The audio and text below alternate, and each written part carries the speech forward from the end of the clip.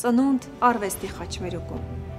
Նա ծնվեց այնպիսի հանճարեղ արտիստի ընտանիքում, որտեղ իշխող արվեստի շունչն ու մթնոլորտը կարծես նախապես գծագրեցին ապագա ու ճակատագիր։ Իսկ նրա ճակատագիրը բեմն էր։ Նույն արմատից խոյացավ մի նոր շուխ, առանձին, ինքնատիպ, իր ձեռագրով ու սկզբունքներով։ Այդ շուխը Կարեն Ջանիբեկյանն էր,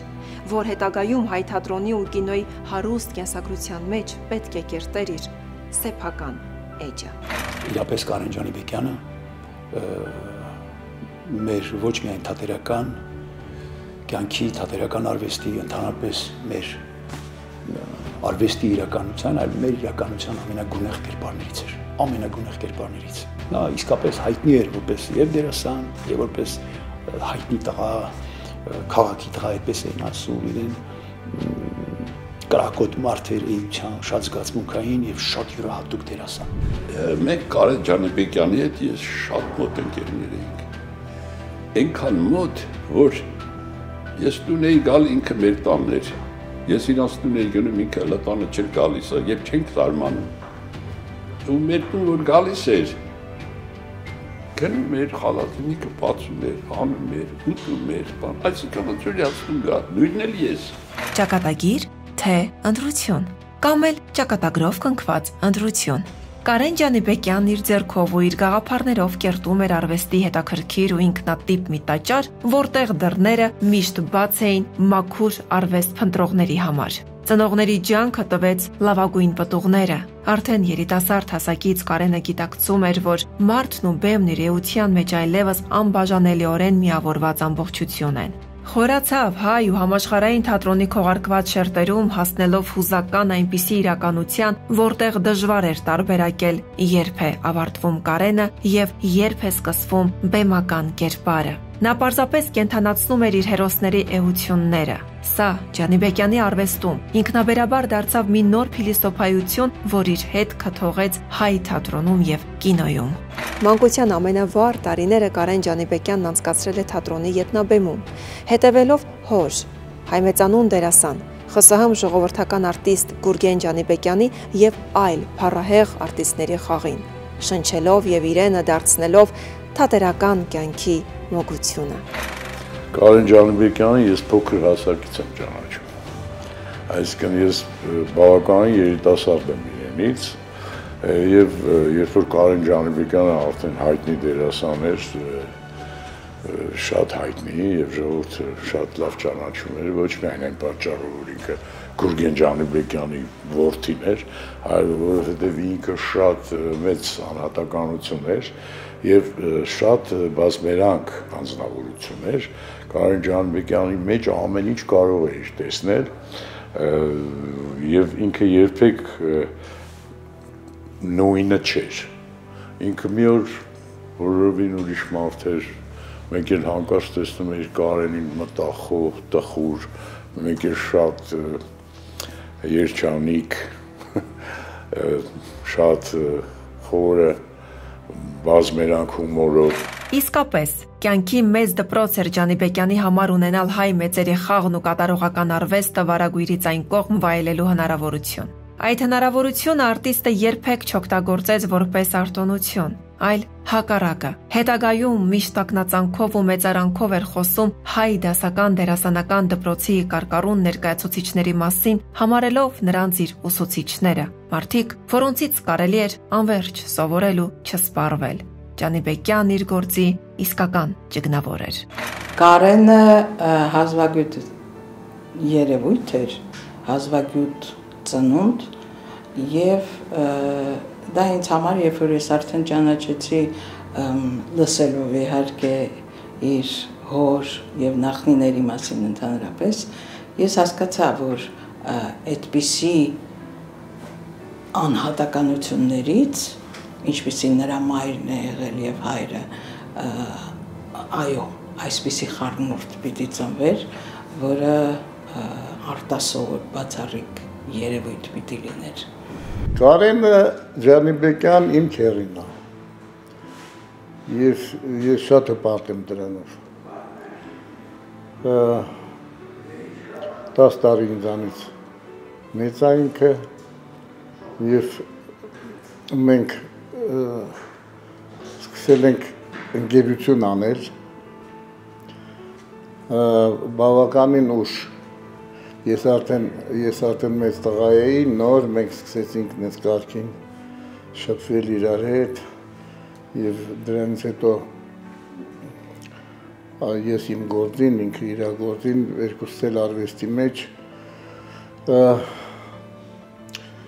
իրար խորհուրդ էինք տալիս, չնայած ես ավելի փոքր եմ, բայց մեկ բաներ կան, որը ես իրան խորհուրդ տալիս, բաներ կար, որ ինքը ինձ էր խորհուրդ տալիս։ Ջանիբեկյանն իր ընթացքն ուղղեց դեպի մեծ բեմ առաջին քայլերն անելով Երևանի Գեղարվեստաթատերական ինստիտուտում, որտեղ նա ձևավորվեց ոչ միայն որպես դերասան, այլև արվեստագետ, որի համար կերպարի մարմնավորումը սոսկ խաղ չէր, այլ հոգևոր որոնումների ճանապարհ։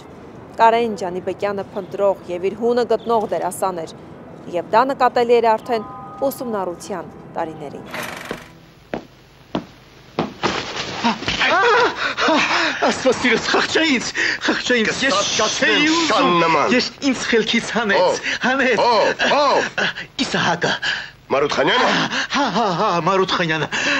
Կերտեց տասնյակ մեծ ու փոքր դերեր, մեծ ու փոքր թատրոնների, մեծ ու փոքր բեմերում։ Սիրելի դարձավ նաև տեսախցիկի ու էկրանի համար։ 1961 թվականից Ջանիբեկյանն արդեն նկարահանվում էր ֆիլմերում։ Սկսեց ճանապարհ ֆիլմից, ավարտեց Կիսալուսնի ծովածոցով։ Իր փայլուն խաղով հանդես եկավ Մարինե Զաքարյանի Փասյանի որսորդը, Ռուբեն Քոչարի Արահետը, Հայ ֆիլմի եւ Նյու Յորքի կինոարվեստի ակադեմիայի հետ համատեղ նկարահանված Գնախաղաղությամբ Արման Մանարյանի Ընկեր Փանջունի, Արնոլդ Աղաբաբովի Որտեղ էիր Մարդ Աստծո, Բագրատ Հովանեսյանի Աշնանարևը, Տերը, Մարտիրոս Փանոսյանի Ամենատակ երկիրը, Ալբերտ Մկրտչյանի Խոշոր շահում, Լաերտ Վաղարշյանի Քաոս, Իսկուդարյանի Մորգանի խնամին ֆիլմերում։ Յուրաքանչյուր ֆիլմում մի նոր երանգ բերեց, մի նոր ձեռագիր, ստեղծագործական մի նոր մոտեցում։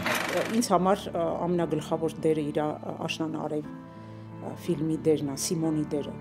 որտեղ ինքը շատ քիչ է խոսում, այնտեղ երկխոսությունը շատ քիչ է, ինքը ավելի շատ խաղում է, բայց այդ իր լռությամբ խաղը շատ յուրահատուկ է, շատ ջերմորեն, ջերմությամբ լի է այդ ամեն ինչը։ Չգիտեմ, ինձ համար Աշնանարևը սիրելի դերն է իր։ Կարենի մոտ Կարենի դիապազոնը շատ լայն էր, շատ ընդարձակ։ Նա կարող էր խաղալ նույն հաջողությամբ եւ դրամատիկ դերերը եւ կատակերգական, ինչը կարծում եմ անցել է նաեւ Սոսին։ Բոլոր դերերում ինքը օրգանական էր, ինքն էր։ Բոլոր տարբեր դերերը սազում էին իրեն սազում էին եւ Քաոսում այդպես ֆրակ հասած հակած այդ կերպարը եւ սազում էր նաեւ խուլիգանի դերը։ Կինոն ու թատրոնը լինելով արվեստի մոտ տեսակներ, այնուամենայնիվ երկու տարբեր մոլորակներ են, որոնցից յուրաքանչյուրը թելադրում է իր կանոններն ու ունի իրեն հատուկ նրբություններ։ Կարեն Ջանիբեկյանը եզակի արտիստներից էր, որ գիտեր էկրանի ու բեմի չափն ու դրանք երբեք չէր խառնում։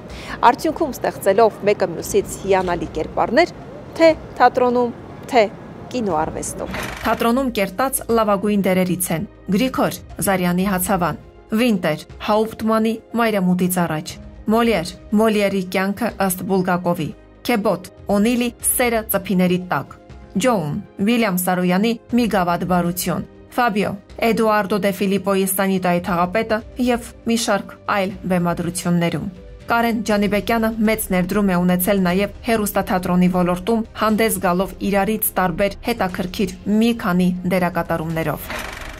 Ես իր դերերից սիրում եմ այն դերը, որտեղ ինքը ոչ մի խոսք չէր ասում։ Խաղում էր հոր հետ, Վիգեն Ջանիբեկովիչի, դա Մայրամուտից առաջ ներկայացման մեջ ինքը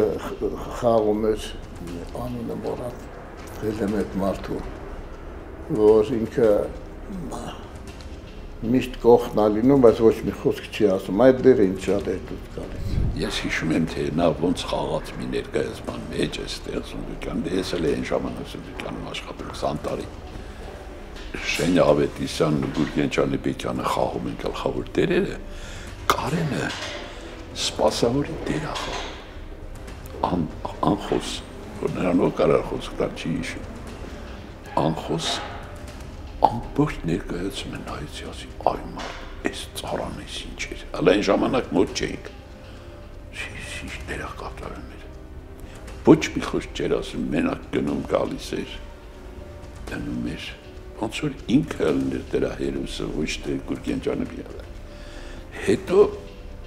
որ վերջացավ ներկայացում ասեցին, հա ոնց էր,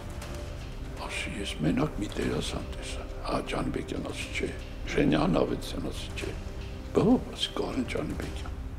Ջանիբեկյանի կերպարների ազնվությունն ու անկեղծությունը ճանապարհ հարթեցին, որպեսզի սիրվեն հանդիսականի ու կինոդիտողների կողմից։ Նրա սրտից սիրտ խոսելու աստվածընծա ունակությունը թերևս իր հաջողության հիմնական գրավականներից էր, որովհետև անարատ, կենթանի ու ընդունելի է այն արվեստը, որի վրա չեն նստում կեղծիքի փոշին ու հնության ժանգը, այլ հակառակը, սնվելով աղբյուրից ինքնամաքրվում ու կատարելագործվում են ստեղծագործ ազատության մեջ։ Ինձ համար շատ մեծ պատիվ էր, ես այդ ժամանակ Գեղարվեստաթատերական ինստիտուտի ուսանող, ավարտող ուսանող եմ եւ պատիվ ունեցա պատվերը ստանալու ներկայացման գեղարվեստական ձևավորումը, բեմական ձևավորումն անելու։ Ոչ ոք չէր համարձակվում անգամ մտածել, որ Կարենը կարող է այդպիսի դեր խաղալ լինել, ինչպես Կարենը խաղում էր հիմնականում խարակտերային դերեր։ Եթե ֆիլմերում նայեք իր դերերը, թեկուզ շատ փոքր, շատ հիշվող դերեր են ներկայացումներում, ինքը շատ էր խաղում նաեւ հեռուստատեսային ներկայացումներում։ Ուժեղ խարակտերային դերեր ուներ ինքը, բայց այդպիսի դեր Մոլիեր հայտնի կերպար, որին մենք արդեն ունենք ստերեոտիպային պատկերացումներով պատկերացնում ենք ինչպիսին է այն էլ Կարեն Ջանիբեկյանի այդ տեսակը, նրա մարդկային տեսակը, էմոցիոնալ, փոթորկոտ տեսակ, ինչպիսին պետք է ներկայացնի, ոչ ոք չէր կարողանում հասկանալ ինչպիսին պետք է լիներ դա։ Դե որ ասում ենք Մոլիեր, ինչպես ենք պատկերացնում, անպայման կեղծամով, չէ, այդպես խոճուճիկներով, ինչ որ 17-րդ դարի, 18-րդ դարի այդ զգեստները, շարժուձև այդ ժամանակվա բոլորովին այլ էր Կարենը։ Ոչ մի կեղծամ չկար, մորուքը Կարենինն էր, ինքը Կարենն էր, ճանաչելի էր ինքը, բոլորը գիտեն սա Կարեն Ջանիբեկյանն է, եւ այդ Կարեն Ջանիբեկյանը կերտում էր շատ զարմանալի յուրահատուկ Մոլիեր։ Կինոյում Կարեն Ջանիբեկյանի առաջին հաջողություններից մեկը պայմանավորված էր Արտակարգ հանձնարարություն ֆիլմում նրա խաղացած փոքր, բայց կարևոր անարխիստի դերով, որին հաջորդեցին զանազան ֆիլմեր իրարից բևեռորեն տարբեր կերպարներ։ Դրանցից ամեն մեկն իր դերասանական վարպետության վկայությունն էր։ Արտասովոր երևույթ էր, արտասովոր, չկա տենց մարդ մոլորակի վրա։ Ես ամբողջ մոլորակը չեմ պտտել, բայց այդքան լիքը, այդքան հարուստ, այդքան բազմակողմանի տաղանդ, այսպիսի մի բան էլ եղավ, մի գավաթ բարություն ներկայացումն է և ըստ Վիլյամ Սարոյանի այդտեղ այդ կերպարը պիտի տրամբոն նվագի։ Հիմա Սո Սարգսյանը չուզեց, որ Կարենը տրամբոն նվագի և այնտեղ ձայնագրություն հնչի, մանավանդ Կարենը ասեց ես կնվագեմ, բայց ինքը տրամբոն կյանքում այդ գործիքը ձեռքը չէր վերցրել։ Եվ հիմա ոնց պիտի նկա, Սո Սարգսյանն ասում է Կարեն, պրեմիերակտներից տակա դու երբ ես սովորելու։ Չմտածեց, դա իրեն շատ էր օգնում, երկար չէր մտածում։ Պետքա, ուրեմն պետքա հարվի։ Եվ Երվանդը Երզնկյան իր օրկեստրից մի երաժիշտ ուղարկեց Խոսրովին, որը պիտի տրամբոն նվագեր սովորեցներ Կարենին։ Խոսրովը 3 օր եկավ, հետո ասաց Կարեն ջան, իմ գալը էր իր զուրը, դու նվագում ես։ Պատկերացնում եք, տրամբոնը հեշտ գործիք չի։ Նա 3 օրում 3, լավ թող լինի 4։ Ինքը արդեն տրամբոն էր նվագում, փայլուն։ Պարկապզուկ տայեք ինքը կնվագեր։ Ինքը նվագում էր անգամ իր գլխի վրա։ Ես այնքան եմ ափսոսում, որ իր այդ տարբեր տաղանդների մասին հանդիսատեսը, հեռուստադիտողը շատ քիչ բան գիտեն։ Ինքը մազերը բարձրացնում էր վերև ու այստեղ լռության, ասում էր սուս մնացեք ու սկսում էր այստեղ նվագել գանգի վրա, շերտ հարմոն նվագում էր, դաշնամուր նվագում էր, ջութակ տայր ձեռքը կնվագեր, շեփոր տայր, չկա այդպիսի երաժշտական գործիք, որ ինքը վերցներ ձեռքով ու չնվագեր։ Երիտասարդ ինտելիգենտից մինչև պարզ ու մաքուր կյանքով ապրող շինական, հոգսերի տակ կքած ամուսնոց մինչև իմաստուն ու ալեհեր ծերունի, իր սկզբունքների համար մինչև վերջ պայքարող առաջամարտիկից մինչև կյանքից հոգնած ու դեպի մայրամուտ ընթացող պապ ու հայր։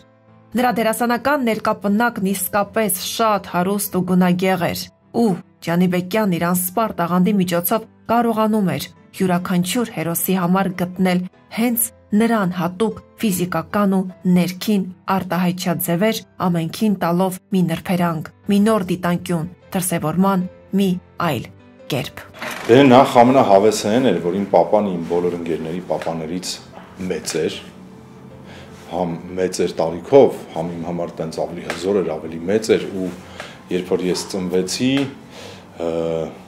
ինք արդեն շատ մեծ մարդ էր, չէ, եթե ինչ-որ մեկը 23 տարեկանում է երեխա ունենում, 30 տարեկանում է երեխա ունենում, ես ծնվել եմ, երբ որ պապաս 50 տարեկան էր։ Ու իմ մանկության հիշողություններում հենց ամենահավեսը նրանում էր կայանում, որ մենք միշտ ընկերներ ենք եղել։ Մենք իրար հետ փողոցային ամեն թեմաներից էլ եմ ես իր հետ կիսվել, տղամարդու են ամենաանձնական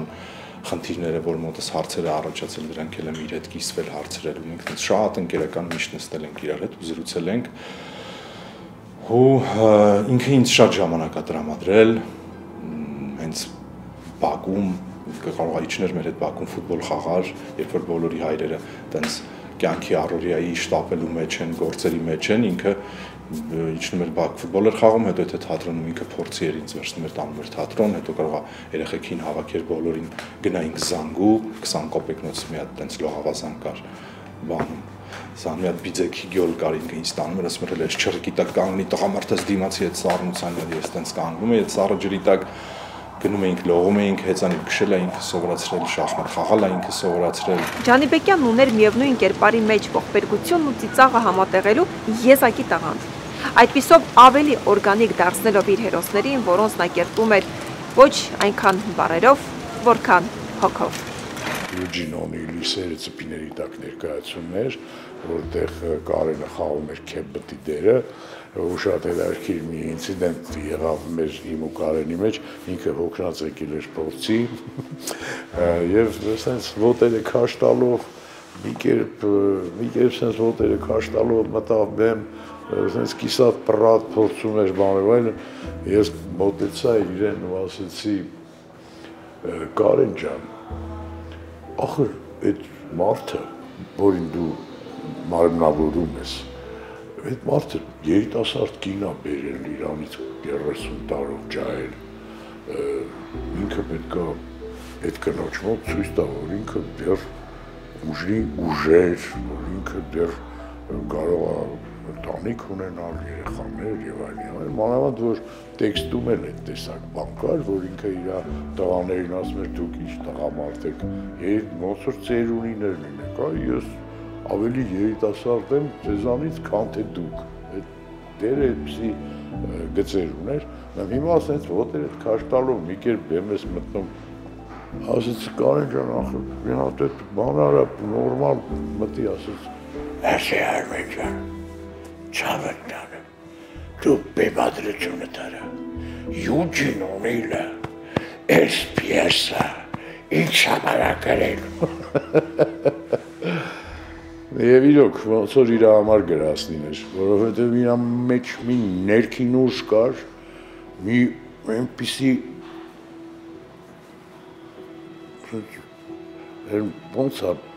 օվկիանոսի ալիքը գալիս, այդ տեսակ ուժ կար իր մեջ,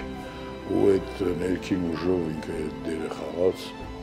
Կարեն Ջանիբեկյանի մեջ արվեստն այնքան շատ ու անվերջ էր, որ անկարելի կլիներ, եթե նա այդ տարերքով չբռնկեր իր միջավայրն ու առաջին հերթին ընտանիքը։ Նրանից հոսում էր գրականություն, կինոարվեստ, ինքնատիպ լեզվամտածողություն, թատրոն, ավանդույթ, նորամուծություններ, մեկ բառով մշակույթ, որ խոսում է օրվա լեզվով եւ պատրաստ է իրագործման, արվեստի այդ հաճելի վարակն անցավ նաև նրա որդիներին։ Հորս նմանվել այդ շատ խորը մոլորությունը, իրան անհնար է նմանվել։ Ինքը այնպես մի բացառիկ աննախադեպ երևույթ է եղել ինձ համար, որին նմանվել անհնար է, ոնց որ փորձես, չգիտեմ, Լեոնարդո դա Վինչին փորձես նմանվել կամ Մայքլ Ջեքսոնին կամ Վան Գոգին, չես կարող իրենց երբեք նմանվես, հայրս իմ համար այդ կերպարն է, որին անհնար է նմանվել։ Ու երբեք տան զուգահեռներ չեմ էլ տարել ու չեմ էլ կարողացել գտնել, ցավոք ես իր հետ շատ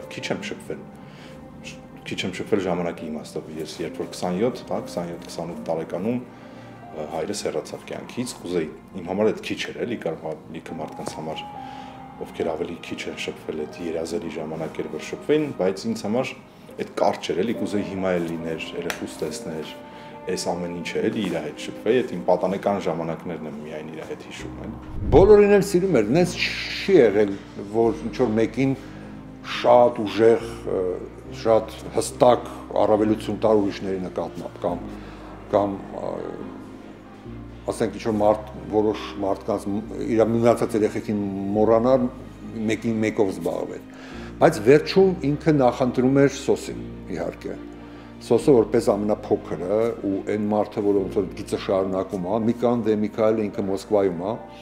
ինքը նկարվում է դեղի սերիալներում կամ կինոներում, հիմնականում մեկ-մեկ է այստեղ լինում է գալիս է այստեղ նկարահանումների, բայց իր շարունակումը ոնց որ Սոսին էր ընկալում եւ շատ հետևում էր։ Միկայելն էր հետևում, բայց Միկայի համար ինքը հանգիստ էր։ Սոսը ոնց որ ամիջապես ստեղ իր գործի շարունակող։ Իր ստորին ծնունդը շատ առաջ էր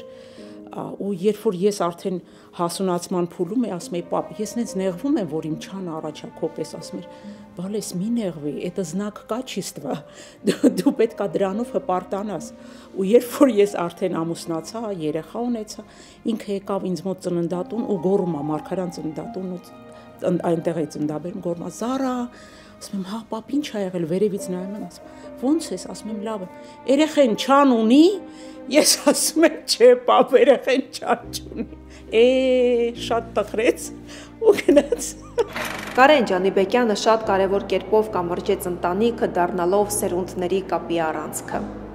Ժառանգեց հորից, փոխանցեց զավակներին։ Նա իր կոչումը կրող եւ ավանդույթ թողած արտիստ է, ով իրենից հետո եկողներին ժառանգություն է տվել գլխավորը, արվեստի հանդեպ, սերն ու ազնվությունը։ Տեսնված հայր էր, ես ինքս չեմ եղել այդպիսի հայր, ինքը էլ լողացնում էր իր երեխաներին, դասնում էր ամեն ինչ, ինքը իր երեխաներին շատ լավ էր նայում եւ իր ընտանիքներին, որտեղ մի ընտանիք չէր, երեխաներն էլ մեկը երկուսը չէին։ Հայրս ինչ-որ տենց գիտակցական խորհուրդներ չէր տալիս, իրեն նայելով էին ես սովորում ինչպես ապրել, իրեն նայելով, իրեն հետևելով, իր հետ ապրելով, այդ ընթացքն էր, որը մեծ դպրոց էր ինձ համար, բայց տենց այ տղա ջան, միշտ սենց կանես, հենց տենց խորհուրդներ հիմա մտքից չի գալիս։ Հենց մի քիչ նուրբ երեխա էի, զգայուն այն ժամանակ,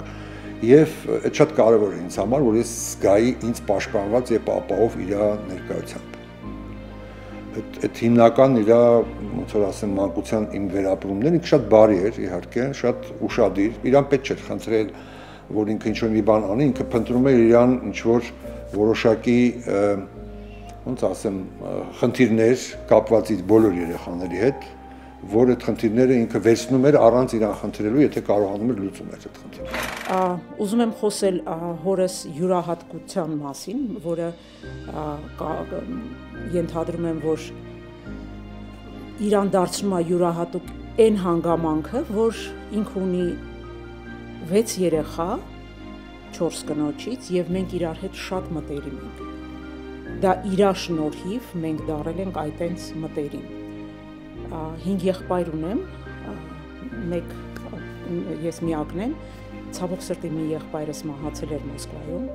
Հիմա 5 երեխա ենք ու շատ մտերիմ ենք իրար հետ ու ես նորից եմ կրկնում, դա միայն իր շնորհիվ իմ հորը, իր այդ յուրահատուկ չիրտախարակտերը, որը միավորեց մեզ բոլորիս ու մինչև հիմա մենք շատ մտերիմ ենք։ Կարեն Ջանիբեկյանն անկաշար դերասան էր։ Երբեք չէր գործում իր հարմարավետությունից ու շահից դրդված։ Ընդհակառակը, այնպիսի սրությամբ հարցեր էր բարձրացնում, որից հետո նույնիսկ կարող էր խալխլել աշխատանքային հարաբերությունները։ Բայց դա նրան չէր խանգարում։ Ջանիբեկյանը ազնիվ խաղացող էր։ Նա միշտ խոսում էր արդարության նժարից։ Ծանր բնավորություն ուներ եւ նա վատեն էր, որ ինքը սիրում էր ասել ճիշտը։ Այդ մեզ մոտ հիմա այդքան ընդունված չի։ Իսկ ինքը չէր կարող անցնել ես լուր մնար։ Ինքը անպայման մի բան կասեր եւ ասում էր եւ մարդիկ նեղանում էին, տարիներով կարող է իր հետ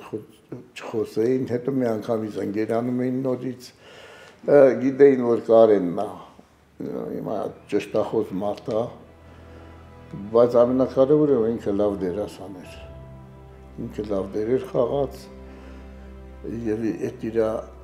խառնվածքը ամբողջ իր դերերում էր երևում եւ կյանքում էր երևում, ուզում ասեմ շատ ափսոս որ ինքը չկա։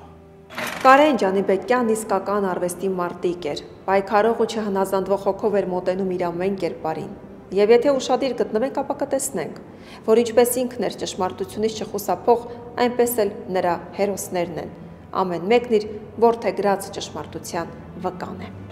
Չէր շտապում, բայց միշտ անհանգիստ էր, որովհետև կյանքի տասնամյակները մոլորեցնել չէին կարող։ Նա միշտ թարմ գաղափարներ ուներ եւ գիտեր դրանց իրականություն դարձնելու բոլոր ճանապարհները։ Ամեն առաջարկի հետևից չէր գնա, որովհետև գիտակցում էր իր մեծությունը, դերը, կոչումը, անելիքը, կարելիների ու չի կարելիների սեփական սահմանը։ Զրուցել ինքը ուներ իր պատկերացումները այս աշխարհի մասին եւ այն պատկերացումները, թե ինչպիսին կուզենար, որ լիներ այս աշխարհը, եւ ինքը փորձում էր դա անել, որովհետև շատ սկզբունքային մարդ էր, ուղիղ խոսող,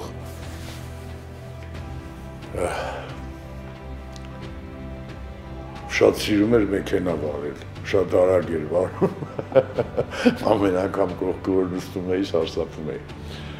շատ լավ ընկեր էր, շատ ազնիվ, շատ բարի, անսահման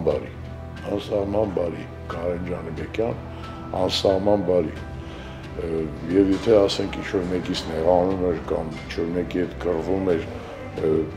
հանկարծ զգում էր, թե ինչպիսի ափսոսանք ապրում, որ այդ մարդու հետ չի կարողացել այդ պահին գտնել բաներ, շատ ուժեղ բռնկվող հանձնարարություն էր։ Կարճ ասած, իր տեղը երևում է։ Ինքը այս քաղաքում շատ հետաքրքիր լուսավոր գույն էր։ Հենց այստեղ, Մայր թատրոնում էլ ճակատագրի առաջնորդությամբ հանդիպել են Կարենը եւ Անահիտը։ Անահիտն այդ ժամանակ սովորում էր թատրոնին կից դերասանական ստուդիայում, իսկ Կարենը փայլում էր բեմում տաղանդով թատրոնի միջանցքներում առնական գրավչությամբ։ Ինքը ինձ խոստովանեց, որ երբ որ ինքը առաջին անգամից տեսել է թատրոնում, դա դրսում էր, ես գալիս էի թատրոն, այդպես է նկարագրում, ինքը կանգնած է եղել մուտքի մոտ, իսկ ես հեռվից մոտենում էի, դասի էի գալիս։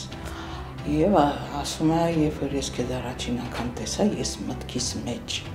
շատ ջղայնացած հայհոյեցի։ Ասում եմ ինչի, նույն անհամեստությունը ասել սա, բայց ասում է շատ սիրուն էիր։ Ու ինքը դրա համար ինձ հայհոյել է։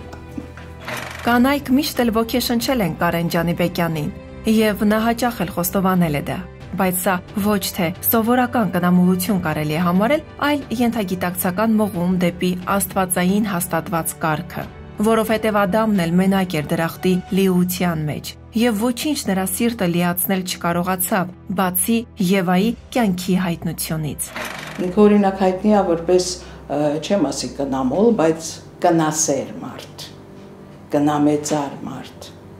այդպիսին էլ կար, բայց նա այն ամուսիններից չէր, որոնց մասին կարող ես ասել դավաճանում է, ոչ, բացարձակ, Նա կարող էր այդպես խաղեր անել կանանց հետ, բայց երբեք լրջության չէր հասնում։ Ինքը ավելին ասեմ, թեև ունեցել է այդքան կանայք, ինքը միասեր էր, մեկ հոգու սիրող, լինելով այդքան դրսի մարդ, ինքը տան մարդ էր, ընտանիքի մարդ էր, սիրում էր դուրսը, սիրում էր կյանքը, ես ընդհանրապես իմ այսքան երկար ապրել եմ, քայլում եմ այս մոլորակի վրա, ես չեմ տեսել կյանքը այդքան սիրող մարդ։ Իրան հարցրեցի, ասիդ ոնց է այդ 4 կինես ունեցել 6 երեխա բան։ Այսինքն ում հետ ծանոթացել ես, ամուսնացել ես, հա ու երեխա ես ունեցել։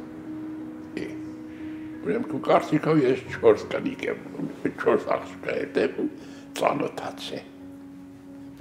Ասի ուրեմն իջել երեխեք ունես, հա բայց միասա ոչ մեկ։ Ապա այս ֆենոմենը ինչ որ առանձնակի չեմ կարող ասել, ինձ շատ դժվար է իրանից խոսել, որովհետև ինքը մի հատ տենց համախմբված ֆենոմենների համախմբված սուբյեկտ էր, կերպար, չուներ որ ինչ որ մի բան, ինքը ֆենոմենը, որ ինքը ամենամեծ տիեզերական եւ ամենալայն հարցերում նույնքան իմաստուն էր, նույնքան խոհեմ, նույնքան խիզախ ու անվախ, ինչքան ամենակյանքային, տենց փողոցային, ամենանուրբ մարդկային հարցերում էլ այդքան նրբազգաց։ Երբ որ հիվանդացավ, թոքերի քաղցկեղ ուներ։ Ինքը միշտ ուզում էր, որ ես իրան տանեի հիվանդանոց քիմիոթերապիայի, եւ մի անգամ գնացինք, մեքենան ես էի վարում, դուրս գալուց ասեց զարկտաս ես մեքենան վարեմ, ասեցի հա, եթե լավ ես քեզ զգում, ասեց հա շատ լավ եմ ինձ զգում։ Մենք դուրս եկանք, ինքը վարում էր եւ մեքենան թեքեց այն ճանապարհին, որտեղ навстречную улицу, այսինքն դիմացից եկող մեքենաներին։ Ասում եմ, պապ, ինչ ես անում։ Ախր մենք դուրս ենք եկել навстречную полосу, ինքը շուռ եկավ ինձ ասեց «За, я люблю пошалить». Այնքան, չգիտեմ, սիրտս հալվեց այդ իր ասելուց, այդ ասցի լավ։ 2015 թվականի մարտի 22-ին հայ թատրոնը, կինոն եւ մենք բոլորս մեծ կորուստ ունեցանք։ Կյանքից հեռացավ մի մեծ կյանք ապրած ու մի մեծ կյանք դեռ չապրած արտիստը, իրենից հետո թողնելով աչքեր, խաղ, բառ ու ձայն։ Ինքը ինձ մեջ մի տեսակ պակասում է, ես ասում ինքը պիտի լիներ, իր տիպի մարդը թատերական կյանքում կամ Երևանում պիտի լիներ, ինքը պետք է քայլեր մեկ-մեկ, այդ շնով, որ մեկ-մեկ անցնում գնում էր, արդեն ծերունազարդ, այդպես մորուքով, մի քիչ կռացած մեկներ, որովհետև այդ մարդկանց կարիքը կա, այդ գույների կարիքը ներկապնակը ունի, եւ այդպիսի մեծ վառ գույներից մեկն էր Կարենը Ջանիբեկյան, որի մասին կարելի է շատ երկար խոսել, անընդհատ խոսել, բայց երևի մի քիչ էլ տեղ տանք ուրիշներին։ Ջանիբեկյանը բռնեց հավերժի ճանապարհը, բայց նրա նման արտիստները միշտ ներկա են իրենց գործով, ստեղծածով ու թողածով։ Դերասանի ժառանգությունը փոքր չէ։ Նա հայ թատրոնի ու կինոյի պատմության մեջ իսկապես ներմուծել է իր ջանիբեկյանական ձեռագիրը, որը շատ երիտասարդների համար դարձել է վարպետության դաս եւ պահանջված դպրոց։ Երբ որ մահացավ, իհարկե Երևանից մի շատ հստակ գույն պակսեց, ու դա Կարեն Ջանիբեկյանն էր։ Ես միակ բանը կասեմ, որ մենք իրան հիշում ենք եւ սիրում ենք։ Դիք ասեմ, որ կարոտում եմ իրան։ Նրա հերոսները մեզ հետ են միշտ, թատրոնի մասին հուշերում, էկրաններին ու հեռուստաեթերից։ Սա ապացույցն է, որ իսկական արվեստը հավերժ է եւ չի ենթարկվում ժամանակին։ Ապրեց կաղնու պես, անկավ կաղնու պես չընկնելով, այլ իր ստեղծագործական մեծ ժառանգությունը տալով որպես խարիսխ նոր սերունդների համար։ Այսպիսին էր երևանցի մեծ արտիստը Կարեն Ջանիբեկյանը։